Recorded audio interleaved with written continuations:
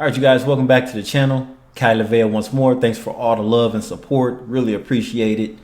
But what I don't appreciate is all the crashing out during the holiday season. I mean, it's life, things happen. But people are also stupid as well, right? The average person is stupid. Let's just be real. Either stupid, crazy, or lazy. And the Central Valley is a good place to be like that because there's a lot of people on drugs there. A lot of people on drugs. But a former deputy killed his 11-year-old son right in front of his daughter and while his wife was at work. What a coward, right? But anyway, let's listen in and see what really happened. And that breaking news out of Sacramento and San Joaquin counties where a former sheriff's deputy stabs his 11-year-old son to death before he was shot and killed in a police chase. Thanks for being with us at 5. I'm Galston Dart. I'm Lisa Gonzalez. That former deputy was Marvin Morales. KCRA3 has previously reported on the 40-year-old who was accused of lying about a 2023 fentanyl overdose. So today, this all started about 8 o'clock this morning, and Elk Grove police, they got a call from a mom concerned about the safety of her two children at home.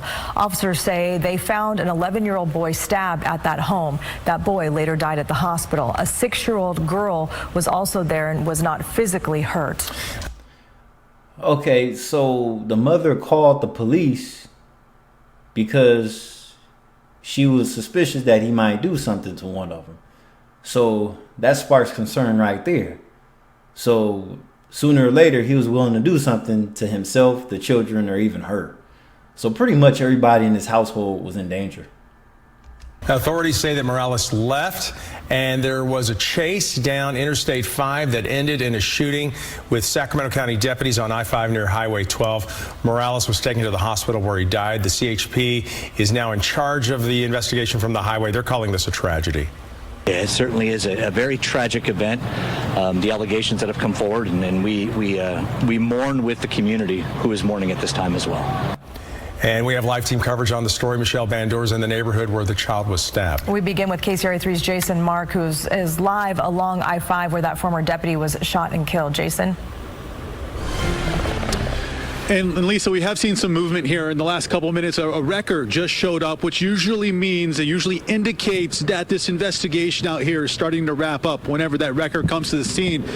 Here's the scene right here on Interstate 5. We are west of Lodi, in between Route 12 and 8 Mile Road in San Joaquin County. And this is where everything came to a stop today. This is where we're told that Morales ran off the road and where that shootout took place. But I want to zip around this way and show you northbound and that traffic. And you can see the lights up there where the Department of Transportation is moving those cars over into one lane.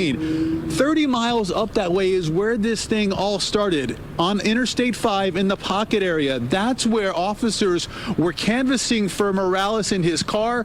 They saw him, they got behind him, and they started that chase. We're told at times speeds got very fast, over 100 miles per hour, and came whizzing down this way along Interstate 5. And that's when CHP decided to go ahead and put out spike strips. Morales hit those strips, ran off the road, and that's where he crashed. Now, what we do know is that there was a shootout involving officers, several officers, at least 2 from Sacramento County. What we don't know is what happened during that shootout or right before that shootout. Did Morales pull out a gun? Did he fire first? We do not know that information. We know that Morales was hit. He was taken to a hospital where, as you guys mentioned, he was pronounced dead. Now, this investigation is still ongoing. We are told by CHP they actually just turned the investigation over to the Department of Justice. We saw a Department of Justice vehicle show up about 2 hours ago. So we know they were on the scene along with the ATF and also local law enforcement. So a lot of entities in this trying to figure out exactly what happened out here today. Now back to you. All right, Jason, thanks for that part of our coverage tonight. The shooting investigation is having an impact at traffic, and here is a live look at southbound I-5 just north of that investigation. Here's the backup that Jason was mentioning. mentioning. You can see the line of red brake lights there. The freeway's open, but you should expect some delays. It's all started about 8 o'clock this morning at a home on Farrow Way in Elk Grove, and that's where the former sheriff's deputy allegedly stabbed his 11-year-old son to death. Case Area 3's Michelle Bandor's been talking to neighbors who live right there in the neighborhood. And Michelle, when you look around there, it just looks like a nice neighborhood. The lights are on, and you just never would have guessed what would have happened there. Inside the interior walls of a lavish, lovely home, you just never know what's on the other side of them walls. Like I said, most households are toxic, especially if there's a police officer, if there's a family of law enforcement living there. And that includes military personnel as well. Most of those households are toxic. Somebody has some mental issues in that home. So it's either the officer or the soldier usually. Most households involve some type of domestic violence or mental abuse. And one day, it's just going to set itself off, right? And that's pretty much what happened here. Now, the wife called the police because she was concerned over the safety of her children. So she knew that one day he was going to snap. That's what it sounds like. Yeah, the holiday lights on the Morales home just came on as it got dark here. It's a quiet neighborhood, a friendly neighborhood.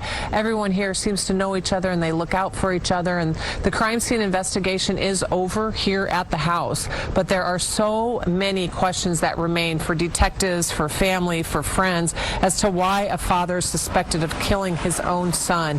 And neighbors tell me they would never suspect violence like that happening here. And look, I mean, deliveries are still being Yeah, that was an Amazon worker delivering a package.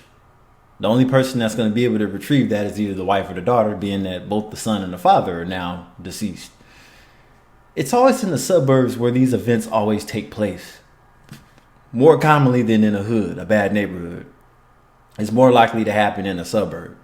Nice, quiet. This is pretty much a dream home for most people.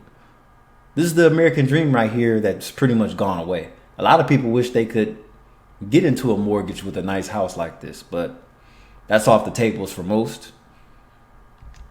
Here, taking place here at the family. This is the second Amazon truck that we've seen pull up here today, delivering packages as life goes on, despite that violence. And as we've been reporting, it started around 8. And I bet you he doesn't have the slightest clue of what happened earlier today. But that's none of his concern, because he's just doing his job. But you'll be surprised. This morning, and Elk Grove police tell us the 11-year-old boy's mother watched it all unfold in real time while she was at work. They say while looking at cameras placed inside the home, she told officers she saw Marvin Morales stab their son. Whoa. So she's seen that happen remotely. I don't know, you guys. And when officers arrived, Morales was gone, but they found an empty gun case and the children home alone. Officers tried to save the boy with CPR, but he died later at the hospital. Neighbors say they heard the 6-year-old sister screaming at a time when the neighbors say they were taking their own children to the same school they all attend. Literally just dropped the girls off and came back from dropping them off at school when we heard the sirens. And it's just, when you hear the story, you're like, I assume they were going to be going to school, or should have been getting ready for school. For anybody, and especially knowing that it was a deputy before too, I mean, this is why we get in this job, to protect everyone and to make sure everyone's safe. And the last thing we want is someone hurting children, especially. So it's been a tremendously hard day. Yeah, and those neighbors tell me that they're going to have some tough conversations with their own children tonight, as they believe they were classmates with the Morales children. So just a really tough day for everyone all around. And, you know, this isn't the first time that we've reported on Morales. We did extensive investigating 2 years ago when he was accused of lying about using fentanyl on the job as a Sacramento County Sheriff's deputy. He was fired, and he also overdosed in the Sheriff's Department bathroom, his own colleagues saving him, reviving him with Narcan. What did I tell you guys? if you're in law enforcement, it's a brotherhood. They had his back. So he was a problem to begin with. Oh my God. So the police aren't saying, whether or not they found drugs inside or whether that was related to this. It's just still a lot of questions remaining. Yeah, and you wonder what else had been going on in the house, and what else about the drug use. I mean, did neighbors catch on to anything like that?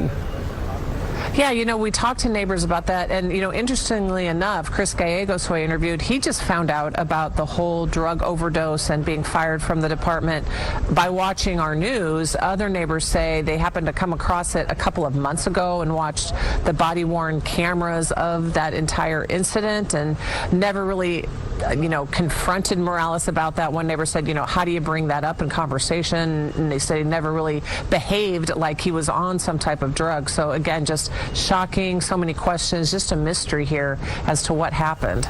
Yeah. All right. Michelle, thank you. And the Elk Grove School District has confirmed the children were part of the district, saying in a statement that we are heartbroken by the tragic incident that took place in our Elk Grove community. We can confirm that the family involved is part of the Elk Grove Unified School District. We're committed to supporting our students and staff and have made counseling and additional resources available during this difficult time. Our thoughts are with everyone affected. We're learning much more about the suspect Marvin Morales, a former Sacramento County Sheriff's deputy who was fired after an internal investigation uncovered drug use on the job. Let's go to KCRA3's Andrea Flores with more. Yeah, we heard a little bit about that from Michelle Bandur, but Morales was a former Sacramento County deputy who was fired days after he submitted a resignation letter. That resignation came after a history of drug abuse, which involved a fentanyl overdose. In 2023, Morales overdosed in a sheriff's substation bathroom. He was given Narcan and recovered. An internal affairs investigation this year determined Morales lied about his drug use. Video footage released by the sheriff's office shows Morales on the floor of that bathroom. He was unresponsive with what appears to be a lighter. Now, how embarrassing is that? Your colleagues find you on the floor because of an overdose. Yeah, he should have been done right there. In his right hand. Pictures showed a pipe on the floor as well. And the footage also shows a deputy administering that Narcan. You can see that here. Now, Morales left the Sacramento County Sheriff's Department in February of last year. A state database shows Morales voluntarily disqualified himself from eligibility of being a peace officer. Golston. Wow, that's crazy. You just never know who you're working with or who you're living next to. So a person might seem 100% completely normal and blend in, playing his part, when really, behind closed doors, he had a serious problem. So, no telling if it was domestic violence prior to this event, him stabbing his son, but that's just wild though. Anyway, this is Kyle Vale. I'll catch you in the next episode. Have a good one. Goodbye.